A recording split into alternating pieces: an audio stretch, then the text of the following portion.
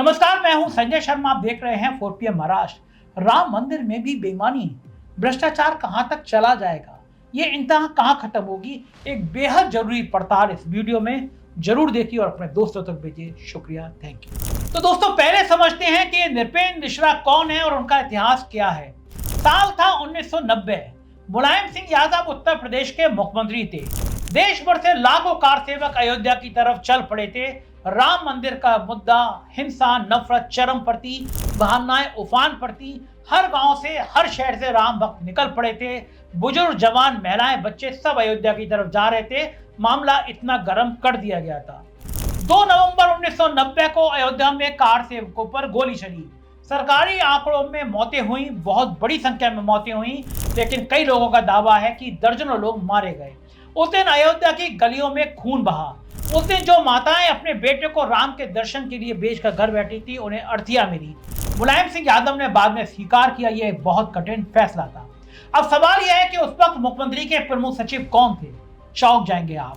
Nripendra Mishra, IAS अफसर, Uttar Pradesh cadre. सरकार की नीतियों को जमीन पर उतारने की जिम्मेदारी उनकी थी।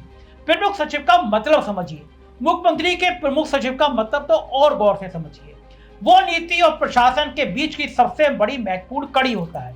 कोई भी बड़ा निर्णय उनके माध्यम से ही लागू होता है। फाइल उनके पास से ही गुजरती है। आदेश उनके दफ्तर से ही निकलता है।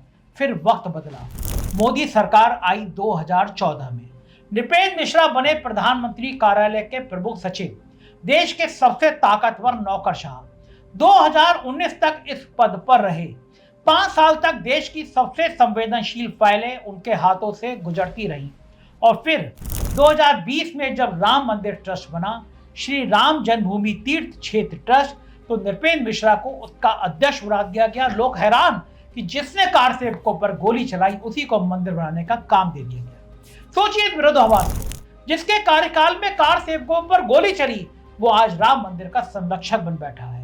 जिस प्रशासन ने राम भक्तों को रोका, उसी प्रशासन का प्रतिनिधि चीफ आज मंदिर का मुखिया बना हुआ है। राम भक्तों से पूछिए, क्या यह न्याय है? जिस व्यक्ति को 3 गोलियां लगी, उसने मेरे संग इंटरव्यू में रो पड़ा और बोला कि यह हमारे साथ धोखा है। क्या यह उचित है? क्या शहीद कार सेवकों की आत्माएं इस फैसले को स्वीकार करेंगी? यह सवाल किसी पार्टी का नहीं है। यह सवाल हर उस हिंदू का है जिसने 1990 की वो खबरें सुनी थी, जिसने उस दिन अपना कोई ना कोई आदमी खोया था। अब आते हैं असली मुद्दे पर। मंदिर बना, प्राण प्रतिष्ठा हुई जनवरी 2024 में। देश भर में उत्सव मना, दीपावली जैसा माहौल था। करोड़ों लोगों ने टीवी पर देखा। मंदिर में भीड़ उमड़ी, लोगों ने प्रार्थना की, मिठाइयां बांटी। लेकिन पर्दे के पीछे क्या हो रहा था? अयोध्या में जमीन घोटाले की कहानी लिखी जा रही थी। मंदिर ट्रस्ट ने अयोध्या के पास साबर इलाके में जमीन खरीदी। 2 करोड़ की जमीन कुछ घंटे बाद 18.5 करोड़ रुपए में खरीद ली गई। हमने खबर छापी, जो जमीन सुबह 2 करोड़ की थी, रात होते होते वो 18.5 करोड़ की कैसे हो गई। खुलासा हुआ कि जो जमीन खरीदी गई वो महज 2 करोड़ की थी और फिर बाद में माल इधर से उधर हुआ और मंदिर की जमीन में करोड़ों का घोटाला हो गया। 2 घंटे में 16 करोड़ का मुनाफा। सोचिए, ये सारा मुनाफा राम के नाम पर। इस पूरे मामले में ट्रस्ट के महासचिव चंपत राय का नाम चर्चा में आया। समाजवादी पार्टी ने इस मुद्दे को संसद तक उठाया। कांग्रेस ने CBI जांच की मांग की। आम आदमी पार्टी के संजय सिंह ने कहा कि यह चंदा चोरी है, यह जमीनों का घोटाला है। विपक्ष ने जोर लगाया, लेकिन सरकार ने किया, सरकार चुप्पी साध गई। कोई FIR नहीं, जो जांच बनी वो ठंडे बस्ते में डाल दी गई। कोई जवाब नहीं, जैसे कुछ हुआ ही नहीं। दोस्तों, अगर किसी आम आदमी के घर में 16 करोड़ रुपए का घोटाला हुआ होता तो क्या होता? रात को ED का छापा पड़ता, CBI की टीम आती, बैंक खाते सील होते, घर की कुर्की होती, मीडिया दरवाजे पर खड़ी होती। लेकिन राम के नाम पर बने ट्रस्ट में घोटाले के आरोप लगे और सरकार चुप रहे तो सवाल उठना स्वाभाविक है। क्या राम के नाम की आड़ में इतना बड़ा भ्रष्टाचार जारी रहा? सरकार सोती नहीं। यहाँ एक और पहलू है जो और भी गंभीर है।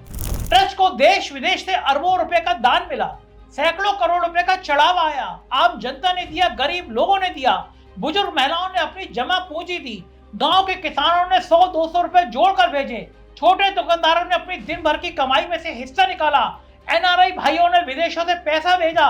उस पैसे का हिसाब कहां है? सब खा गए बेईमान। कोई पारदर्शी रिपोर्ट नहीं, कोई सार्वजनिक ऑडिट नहीं, कोई ऐसी व्यवस्था नहीं जहां आम जनता आसानी से देख सके कि उसका पैसा कहां गया।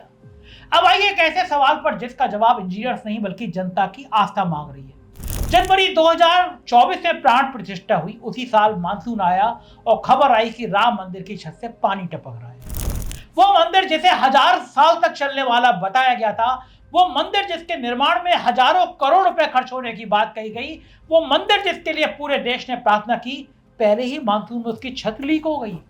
ट्रस्ट ने सफाई दी, तकनीकी कारण है, ठीक हो जाएगा। लेकिन जनता ने पूछा, इतनी बड़ी इमारत, इतना बड़ा बजट, इतने बड़े वास्तुकार, इतने बड़े बड़े दावे और पहली साल में छत टपकने लगी। दोस्तों, ये सिर्फ एक इमारत का सवाल नहीं है, ये उस आस्था का सवाल है जो करोड़ों हिंदुओं ने इस मंदिर में लगाई थी। पीढ़ियों ने इंतजार किया, सैकड़ों साल की लड़ाई लड़ी गई, कार सेवकों ने जान दी और जब मंदिर बना उसकी छत पहले ही मानसून में लीक हो गई। ये होता है बेईमानों का राज। यहाँ एक और सवाल है, ठेका किसे मिला? निर्माण की जिम्मेदारी किस कंपनी को दी गई? गुणवत्ता जांच कहां हुई? सुपरविजन कौन कर रहा था? कितनी राशि निर्माण पर खर्च हुई और कितनी कहीं और चली गई? गुजरात के ठेकेदार अयोध्या में क्या कर रहे थे? इन सवालों के जवाब आज तक पारदर्शी तरीके से सामने नहीं आए। जो ट्रस्ट करोड़ों रुपए का हिसाब नहीं देता, वो छत की गुणवत्ता का हिसाब क्या देगा? अब आता है सबसे चौंकाने वाला हिस्सा। राम मंदिर में दर्शन करने वाले भक्त लाखों की संख्या में अपनी श्रद्धा से, अपने मन से, अपनी मेहनत की कमाई से चढ़ावा चढ़ाते हैं। एक गरीब भक्त जब 10 रुपए चढ़ाता है तो वो उसके लिए 10 करोड़ रुपए के बराबर होता है। एक बुजुर्ग माँ जब अपनी पेंशन से कुछ रुपए निकालकर भगवान राम को देती है तो वो उसके दिल का सबसे कीमती हिस्सा होता है। ये पैसा राम का है, ये पैसा जनता का है। लेकिन खबरें आई कि चढ़ावे की राशि में हेरफेर हो रहा है। मंदिर के अंदर ही भगवान की नाक के नीचे करोड़ों रुपए के प्रसाद और चढ़ावे में गड़बड़ी की आशंका जताई गई। अब जरा सोचिए, तिरुपति में अरबों रुपए का चढ़ावा आता है, वहां पारदर्शी व्यवस्था है, कैमरे हैं, ऑडिट है, हिसाब है। शिरडी में साई संस्थान है, वहां सालाना रिपोर्ट आती है, सब कुछ सार्वजनिक होता है। वैष्णो देवी ट्रस्ट है, वहां भी व्यवस्था है। लेकिन राम मंदिर ट्रस्ट जो सीधे राष्ट्रीय चर्चा का केंद्र है, वहां पारदर्शिता कहां है? जनता ने पूछा, चढ़ावे का हिसाब दो। जवाब मिला, खामोशी। और जब खामोशी हो तो सवाल और बड़े हो जाते हैं। दोस्तों, जो राम के नाम पर चंदा खाएं, जो राम के नाम पर वोट मांगे, राम के नाम पर मंदिर बनाएं और फिर राम के धन की रक्षा ना करते हैं, ऐसे लोगों को राम भक्त कहें या राम के नाम के व्यापारी। और अब आती है वो घटना जिसने पूरे देश को चौंका दिया। 2024 का लोकसभा चुनाव। राम मंदिर का उद्घाटन हुआ जनवरी 2024 में, चुनाव हुए मई जून 2024 में। बीजेपी को भरोसा था, अयोध्या तो हमारी छोरी है, अयोध्या के नाम पर हम देश में जीतेंगे। राम के नाम पर वोट मांगा गया। राम मंदिर की तस्वीर चुनावी प्रचार में थी। नेता कह रहे थे, हम राम को लाए हैं, हमें वोट दो, हमने मंदिर बनाया, हमें वोट दो। लेकिन अयोध्या की सीट फैजाबाद बीजेपी हार गई। यही नहीं, समाजवादी पार्टी के अवधेश प्रसाद ने बीजेपी के लल्लू सिंह को बुरी तरह हरा दिया, वो भी अयोध्या में, राम की नगरी में, उस सीट पर जिसे बीजेपी अपना गढ़ मान रही थी। और पूरे यूपी में राहुल गांधी और अखिलेश यादव ने बीजेपी की हवा टाइट कर दी। इस हार को लेकर तरह तरह की चर्चाएं शुरू हो गई। लोगों ने अलग अलग कारण बताए, राजनीतिक विश्लेषणों की बहस हुई। लेकिन सवाल बना रहा कि अयोध्या की जनता नाराज क्यों थी। भगवान राम की न्याय देखिए कि नृपेंद्र मिश्रा जो इस बेईमानी के कर्ता धर्ता थे, उनका बेटा भी चुनाव हार गया। इसे कहते हैं भगवान राम की असली कृपा। दोस्तों, मैं कुछ कारण गिनाता हूँ। पहला, मंदिर बना लेकिन स्थानीय लोगों का विकास नहीं हुआ। लाखों पर्यटक आने लगे लेकिन उससे फायदा कैसे हुआ? बड़े होटल चैन को, बड़े व्यवसायी को अमिताभ बच्चन जमीनों के प्रचार करने लगे, गुजरात के ठेकेदार ठेके लेने लगे, स्थानीय लोगों को खुश नहीं हुआ। स्थानीय छोटा दुकानदार, छोटा पुजारी, छोटा व्यवसायी सब हाशिए पर है। दूसरा, जमीन अधिग्रहण में स्थानीय किसानों और दुकानदारों को उचित मुआवजा नहीं मिला। जिनके घर टूटे, जिनकी दुकानें गई, जिनके खेत गए, उन्हें न्याय नहीं मिला। यही नहीं, उत्तर प्रदेश के आईएएस और आईपीएस अफसरों की लॉटरी लग गई। किसी ने मां के नाम पर, किसी ने बाप के नाम पर, किसी ने सास के नाम पर, किसी ने भतीजे के नाम पर करोड़ों की जमीन खरीदी। मामला खुला, जांच बनी और जांच कमेटी ने कुछ नहीं पाया या ठंडे बस्ती में डाल दी गई। वो बेईमान आईएएस और आईपीएस जिन्होंने सास के नाम पर, मां के नाम पर करोड़ों की जमीनें खरीद डाली, पूछा नहीं गया उनसे कि पैसा कहां से आया। जैसा कि एक एलडीए के वीसी थे इंद्रमणि त्रिपाठी, उनकी सास को सृजन बिहार कॉलोनी में एक मकान मिला, इनकम टैक्स ने मकान सील किया। पूछा नहीं सरकार ने कि इसको सस्पेंड क्यों नहीं किया, क्योंकि इनकम टैक्स से लिखा कि दरअसल ये पैसा इंद्रमणि त्रिपाठी का है। साहब आज भी डीएम है। यह है उत्तर प्रदेश सरकार की न्याय व्यवस्था। तीसरा, मंदिर के आसपास के पारंपरिक व्यवसाय प्रभावित हुए। परंपरागत पुजारी परिवार जो पीढ़ियों से वहां पूजा पाठ करते आए थे, उन्होंने भी अपनी परेशानियां सामने रखी। पंडित, पुरोहित, छोटे व्यापारी, कई लोगों ने खुद को हाशिए पर महसूस किया। चौथा, घोटाले और अनियमितताओं की खबरों ने स्थानीय लोगों के मन में सवाल पैदा किए। जो लोग वहां रहते हैं, जो रोज मंदिर जाते हैं, जो अपनी आंखों से सब कुछ देखते हैं, वो बेवकूफ नहीं है। और पांचवा, जनता ने अपने तरीके से संदेश दिया कि जब धर्म की राजनीति करने वाले अक्सर भूल जाते हैं कि जनता को सब पता चलता है। आप राम का नाम ले सकते हैं, राम मंदिर बना सकते हैं, राम के नाम पर भाषण दे सकते हैं, लेकिन जनता के सवालों से हमेशा बच नहीं सकते। अयोध्या का चुनाव बीजेपी के लिए झटका था, वो भी राम की नगरी में। दोस्तों, मैं कोई बड़े सवाल रखना चाहता हूँ, और ये सवाल मैं किसी पार्टी की तरफ से नहीं, एक राम भक्त की तरफ से पूछ रहा हूँ। पहला सवाल, जिस अधिकारी के प्रशासनिक कार्यकाल के दौरान कार सेवकों पर गोली चली, उसे राम मंदिर ट्रस्ट का अध्यक्ष क्यों बनाया गया? उसे जेल क्यों नहीं भेजा गया? क्या पूरे देश में कोई उपयुक्त व्यक्ति नहीं था? कोई संत, कोई धर्माचार्य, कोई ऐसा व्यक्ति जिसका जीवन सीधे इस आंदोलन से जुड़ा रहा हो? दूसरा सवाल, जमीन खरीद को लेकर जो भारी मूल अंतर सामने आया, उसकी निष्पक्ष जांच क्यों नहीं? अगर यह मामला किसी आम नागरिक से जुड़ा होता तो क्या इतनी चुप्पी रहती? तीसरा सवाल, मंदिर निर्माण की गुणवत्ता को लेकर जो प्रश्न उठे, उनका स्पष्ट और सार्वजनिक जवाब क्यों नहीं दिया गया? निर्माण का ठेका किसे मिला? गुणवत्ता परीक्षण कैसे हुआ? रिपोर्ट कहां है? चौथा सवाल, चढ़ावे और दान की राशि का विस्तृत सार्वजनिक ऑडिट क्यों नहीं होता? तिरुपति में होता है, शिरडी में होता है, वैष्णो देवी में होता है, तो यहाँ क्यों नहीं? पांचवा सवाल, अयोध्या के स्थानीय लोगों को जिनकी जमीन गई, जिनके बिजनेस प्रभावित हुए, जिनके घर टूटे, उन्हें पर्याप्त न्याय और पुनर्वास क्यों नहीं मिला? छठा सवाल, राम मंदिर ट्रस्ट की विस्तृत वार्षिक रिपोर्ट सार्वजनिक रूप से उपलब्ध क्यों नहीं है? कितना दान आया, कितना खर्च हुआ, कितना बचा, इसका पूरा हिसाब जनता को क्यों नहीं बताया जाता? ये सवाल विपक्ष के नहीं है, सवाल हर उस हिंदू के हैं जिन्होंने इस मंदिर के लिए दान दिया, जिसने इस मंदिर के लिए प्रार्थना की, जिसके पूर्वजों ने इस मंदिर के लिए संघर्ष किया, जिसके परिवार ने इस आंदोलन को अपना समर्थन दिया। एक बात मुझे बहुत परेशान करती है, वो है मीडिया की चुप्पी। जब राम मंदिर का उद्घाटन हुआ तो मीडिया ने 24 घंटे कवरेज करी। हर चैनल पर राम, हर एंकर उत्साहित, एंकरियां डांस कर रहे थे, हर स्टूडियो सजा हुआ था। लेकिन जब छत में टपकने की खबर आई, तब कितने चैनलों ने प्राइम टाइम पर चर्चा की। जब जमीन खरीद को लेकर विवाद सामने आया, तब कितने एंकरों ने ट्रस्ट से जवाब मांगा। जब चढ़ावे और पारदर्शिता पर सवाल उठे, तब कितने पत्रकारों ने गहराई से पड़ताल की? बहुत कम लोगों ने। बाकी सब खुश थे, चुप थे।